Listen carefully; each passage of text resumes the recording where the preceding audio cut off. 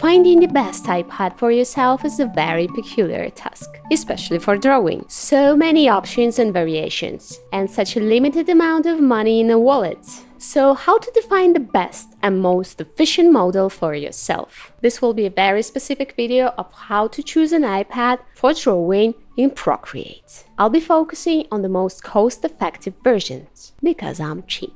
So let's start with the basic stuff like screen size. So all the previous years, 13 inches were available only for the super rich, fancy people because it was only in Pro version of iPad. This year, Apple made an iPad Air with 13 inches. And I should say the price is kinda tempting, but about that a bit later. All the previous years, the screen size didn't really matter because the difference was maximum of 1 inch or something. But now choosing an iPad, you kinda need to consider that maybe you want that 13 big inches. Honestly, for me, 11 inches is more than enough because you can comfortably put it in the bag and go somewhere. And I'm not sure you'll be able to do that with 13 inches. But because we're talking about the drawing, usually for drawing the bigger size, better. So here I would recommend you to think about where are you going to draw with this iPad. If you are going to walk with it a lot, somewhere, to cafe, school, work and stuff, probably 11 inches will be enough. But if you are still tempted by those 13 inches, please test your bags, their size, because maybe it won't just fit in there. That's the best recommendation I can give you here.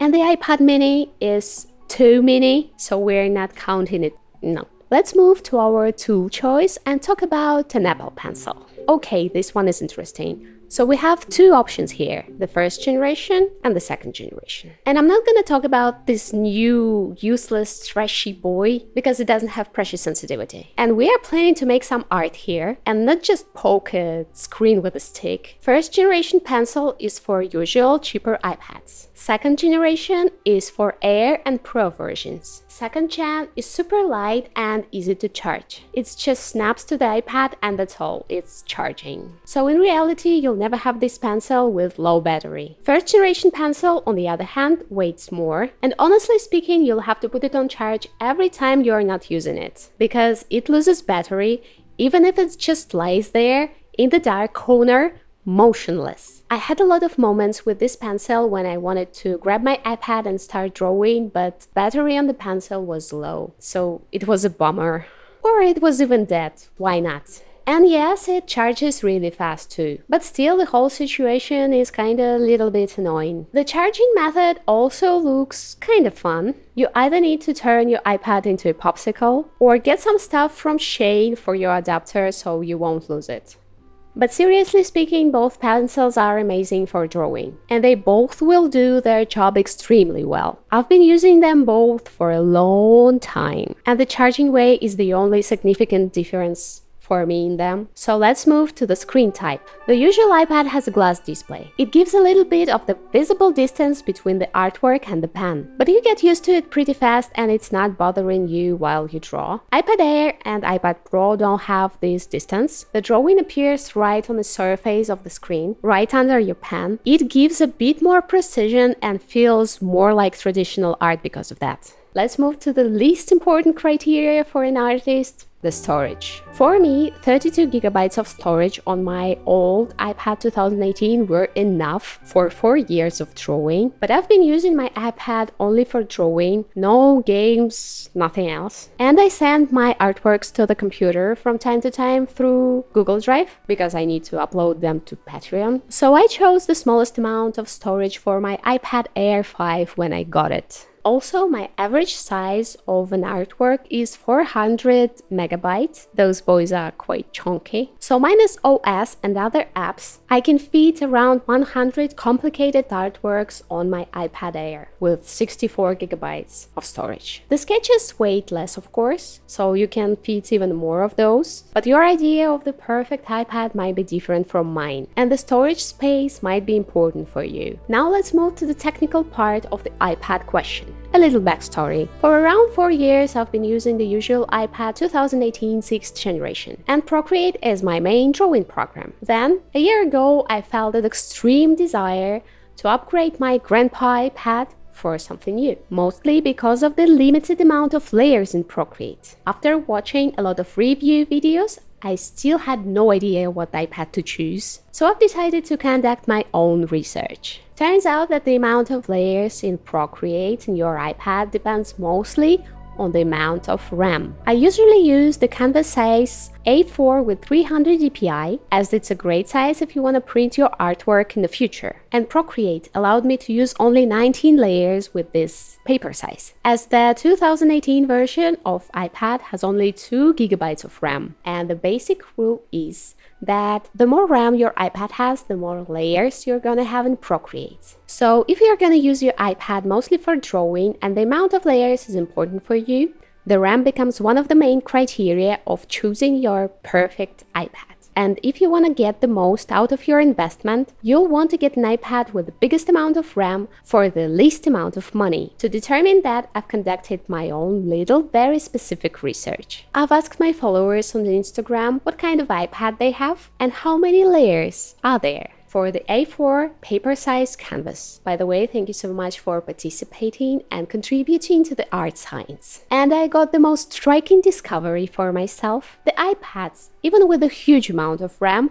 have the limit of the 116 layers. All of them. That literally means that if you want to upgrade your iPad because of the amount of layers, you don't need to buy anything more expensive than iPad Air. Even iPads with 16 GB of RAM have the limit of 116 layers, which is very disappointing for me. So now we can define the price of one layer in Procreate. Well, when I put it that way, it feels so expensive. Like $100 for 10 layers? But anyway, let's continue. So after a bit of thinking, I came up with these table. Here we have a screen size, price per 1 inch, the amount of RAM, price for 1 GB of RAM, the amount of layers for A4's paper size, and the price for 1 layer in each model, and also the storage, and the price of 1 GB of storage in each iPad. This is a simplified table. It mostly consists of the cheapest version of each iPad group. And using this table, we can define that the most cost-efficient iPad for now is iPad Air 6, 11 inches.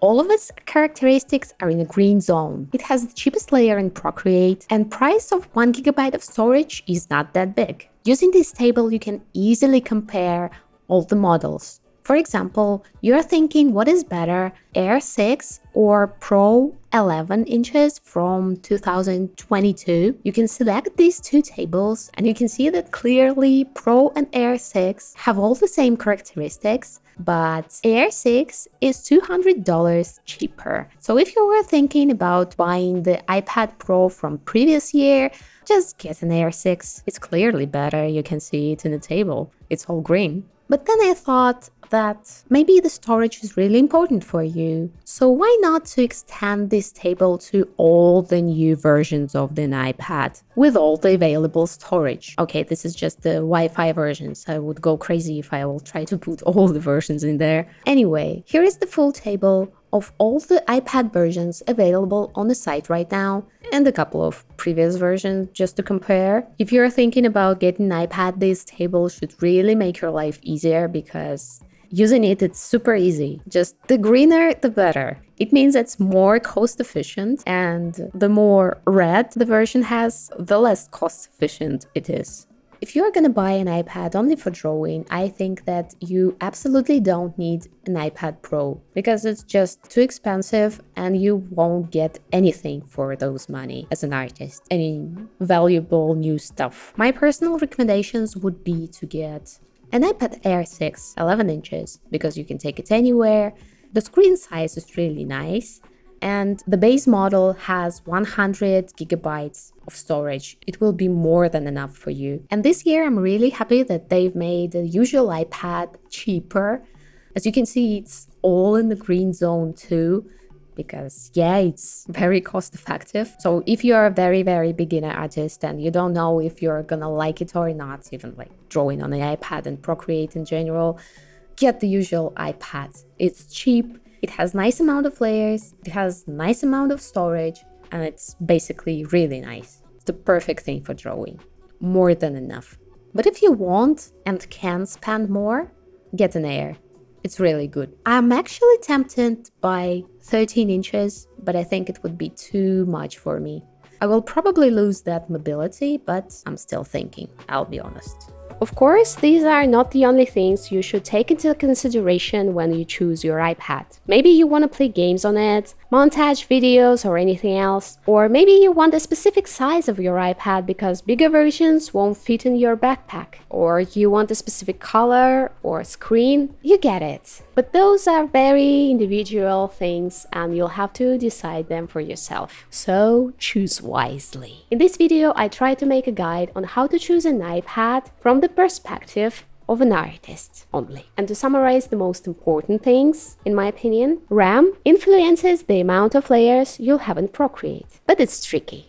In my opinion, you can take the iPad with the smallest amount of storage if you're gonna use your iPad only for drawing, but it depends on many factors, so here it's on you. The difference between the Apple Pencil first generation and the second generation is mostly in the way of charging those pencils. Laminated display feels a little bit better than a glass display, but it will cost more dollars. So here I suggest you to rely mostly on your budget.